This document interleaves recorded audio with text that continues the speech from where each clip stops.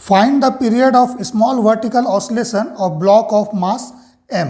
इस given arrangement में इस मास का स्मॉल वर्टिकल डिस्प्लेसमेंट के लिए ऑसिलेशन टाइम पीरियड निकालना है, ठीक है। और ये सिस्टम क्या है? पुली मास स्प्रिंग सिस्टम, ठीक है। सो इस तरह का अरेंजमेंट है, आपको निकालना है इसका time period of oscillation. So time period of oscillation निकालना है और इसका इक्विवेलेंट स्प्रिंग कांस्टेंट भी पूछा जा सकता है। सो हम लोग कैसे निकालेंगे? सो देखिए, सबसे पहले एक स्मॉल अरेंजमेंट हम लोग बनाते हैं जिसमें कि एक सिंगल स्प्रिंग है, ठीक है, और एक सिंगल मास है। सो इसका स्मॉल वर्टिकल ऑसिलेशन के लिए टाइम पीरियड क्या होता है? T इक्वल टू 2π√m/k, ठीक है ना। सो हम लोग क्या करेंगे, इसको बनाने के लिए इस अरेंजमेंट का इक्विवेलेंट स्प्रिंग कांस्टेंट सबसे पहले हम लोग निकालेंगे। सो जब इक्विवेलेंट स्प्रिंग कांस्टेंट निकाल लेंगे तो इस अरेंजमेंट के लिए टाइम पीरियड हो जाएगा T equal to 2π√m/k equivalent, ठीक है। अब K इक्विवेलेंट निकालना यही एक इसमें ट्रिक है, ठीक है। सो कैसे निकालेंगे? सो देखिए, मान लीजिए इसको स्मॉल डिस्प्लेसमेंट हम लोग दिए और स्मॉल डिस्प्लेसमेंट करने के लिए हम लोगों ने इसमें फोर्स F अप्लाई किया, ठीक है। अब स्मॉल वर्टिकल डिस्प्लेसमेंट इस तरह से नहीं होगा, ठीक है। सो स्मॉल वर्टिकल डिस्प्लेसमेंट जो है इसमें फोर्स F के कारण हुआ। मान लीजिए ये यहाँ पर आ गया, इसका स्मॉल वर्टिकल डिस्प्लेसमेंट हुआ ड्यू टू फोर्स F, ठीक है ना। फोर्स F इसमें लगाया गया, F, बस इतना याद रखिए। सो फोर्स F अगर इसमें लगा है, ठीक है, सो दैट मीन्स इसमें क्या डेवलप होगा? फोर्स F, ठीक है। सेम स्ट्रिंग है, देखिए थ्रू आउट सेम स्ट्रिंग है, सो सभी में फोर्स F होगा, ठीक है। यहाँ पर भी फोर्स F होगा, यहाँ भी फोर्स F होगा, यहाँ पर भी फोर्स F होगा, ठीक है। सो इस स्प्रिंग पर फोर्स कितना लगेगा? That is the 2 × F। कैसे 2 × F लगेगा? देखिए, पुली इस तरह से है, ठीक है, स्ट्रिंग ऐसा है, so this is F, this is F, ठीक है ना। और यहाँ पर क्या है? ये स्प्रिंग कनेक्टेड है, ठीक है। सो इस पॉइंट पर फोर्स हमारे पास क्या हो जाएगा? 2F हो जाएगा, ठीक है, K4। सो मान लेते हैं इसमें due to this force 2F elongation जो हुआ दैट इज x4, ठीक है। सो फोर्स क्या होता है? स्प्रिंग फोर्स जो है, force equal to K × displacement, यही फॉर्मूला होता है। सो अगर इसमें हम लोग जाएंगे सो क्या हो जाएगा? K4 × x4 is equal to 2F, force equal to K × x, ठीक है। सो यहाँ से हम लोग x4 निकाल लेते हैं। सो दिस इज 2F/K4, ठीक है। आई होप ये क्लियर हो गया होगा। सो सिमिलरली यहाँ पर भी देखिए, F ऊपर है, F ऊपर है, तो यहाँ पर क्या हो जाएगा?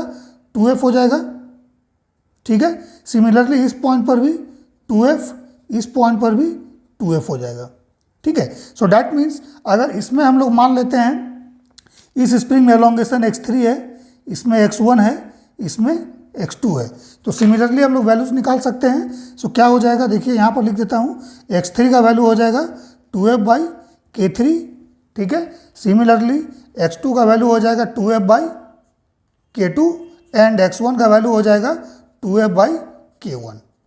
क्लियर है?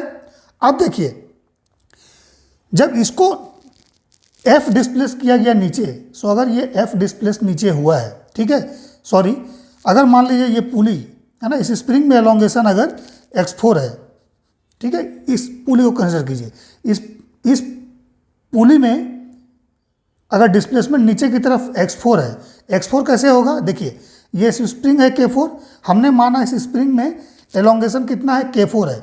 तो अगर इस स्प्रिंग में एलोंगेशन K4 है, दैट मीन्स जैसे ही ये इसमें एलोंगेशन K4 होगा, ये पुली क्या होगा? ये अपनी जगह से नीचे, सॉरी, अगर x4 होगा तो ये अपनी जगह से क्या होगा? x4 नीचे आ जाएगा, पुली x4 नीचे आ जाएगा। सो पुली अगर x4 नीचे आ जाएगा तो इसका मतलब है पुली के इस साइड भी थ्रेड x4 है, इस बार साइड भी थ्रेड x4 है, ठीक है। So net displacement of this mass due to this elongation in K4 कितना हो जाएगा? x4 + x4, 2x4 हो जाएगा। याद रखिएगा इसको, ठीक है। अगर बोलने में कहीं गड़बड़ हो गया होगा तो उसको करेक्ट कर लीजिएगा। अगर इस K4 में एलोंगेशन अगर x4 होगा तो ये पुली जो है ये भी क्या होगा? x4 नीचे आएगा, और जैसे ही पुली x4 नीचे आएगा सो लेफ्ट साइड और राइट साइड दोनों ही साइड क्या होगा? स्ट्रिंग जो है, ये स्ट्रिंग वो x4 प्लस x4 लूज हो जाएगा और ये सप्लाई हो जाएगा इस मास में, ठीक है। सो ये मास अपनी जगह से 2x4 नीचे आएगा। I hope it is clear. So अब देखिए सिमिलरली अगर इसमें एलोंगेशन x3 होगा, ये एलोंगेशन x3 होगा, सो ये पुली ऊपर की तरफ x3 जाएगा और यहाँ से thread x3 plus x3 2x3 supply हो जाएगा इसमें। सिमिलरली इसके लिए क्या हो जाएगा, 2x2 सप्लाई होगा और इसके लिए 2x1 सप्लाई होगा। सो net displacement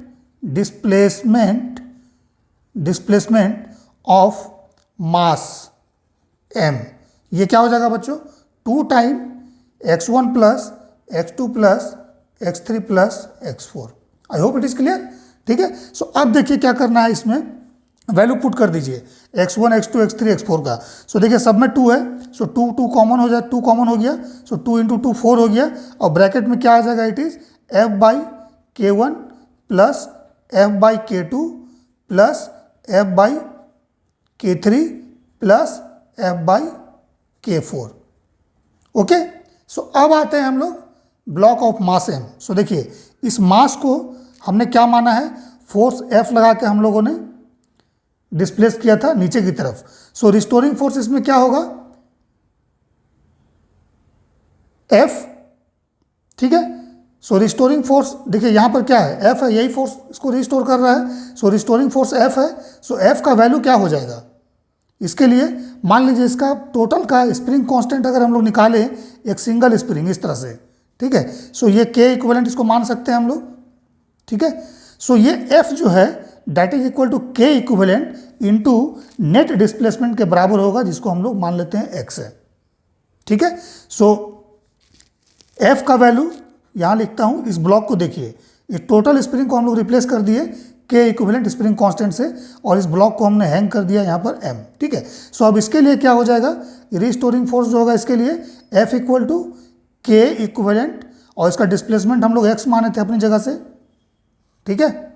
so K equivalent into x, ठीक है, यही टोटल यहाँ पर x आया है, ठीक है। सो अब देखिए क्या करेंगे, इसको x का वैल्यू यहाँ पुट करेंगे, ठीक है। सो x का वैल्यू अगर हम लोग इसमें पुट करेंगे, सो उससे पहले क्या करेंगे, देखिए यहाँ से हम लोग K इक्विवेलेंट निकालते हैं। सो देखिए 1 बाई K इक्विवेलेंट जो होगा, 1 by K equivalent that is equal to x by f, ठीक है। और यहाँ से x बाई एफ हम लोग निकाल सकते हैं। सो x बाई एफ निकालते हैं, x यहाँ है, डिवाइड बाई f कर दीजिए। So it is 4 1 by k1 plus 1 by k2 plus 1 by k3 plus 1 by k4, ठीक है ना।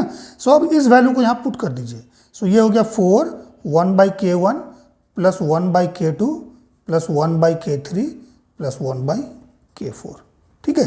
So that means equivalent spring constant जो है वो क्या आ जाएगा, यहाँ लिख देता हूँ, अगर पूछा गया सो ये हो जाएगा आपका K इक्विवेलेंट, इसको क्या कर देंगे 1 बाई हो जाएगा ना, ये 1 by 4 1 by k1 plus 1 by k2 plus 1 by k3 plus 1 by k4, ये हो जाएगा इक्विवेलेंट स्प्रिंग कांस्टेंट, ठीक है। सॉल्व करने का जरूरत नहीं है इसको, ठीक है, इसी तरह से आंसर दिया रहेगा। सो K इक्विवेलेंट निकल गया। So time period of oscillation 2 pi root over m by K equivalent हो जाएगा, equivalent spring constant of this system, ठीक है। सो यहाँ पर देखिए m into 1 by K equivalent है, 1 बाई K इक्विवेलेंट का वैल्यू यहाँ से पुट कर दीजिए। सो 2 पाई, ठीक है। और जैसे इस वैल्यू को यहाँ पुट कीजिएगा सो क्या होगा, 4 से 4 का रूट 2 बाहर आ जाएगा। सो इंटू यहाँ 2 कर देते हैं, ठीक है। और रूट ओवर क्या बच जाएगा m, ठीक है, 1 by k1 plus 1 by k2 plus 1 by k3 plus 1 by k4, ठीक है। सो ये हो गया आपका 4 pi root over m 1 by k1 plus 1 by k2 plus 1 by k3 plus 1 by k4, ये इसका टाइम पीरियड ऑफ ऑसिलेशन आ गया हमारे पास, ठीक है।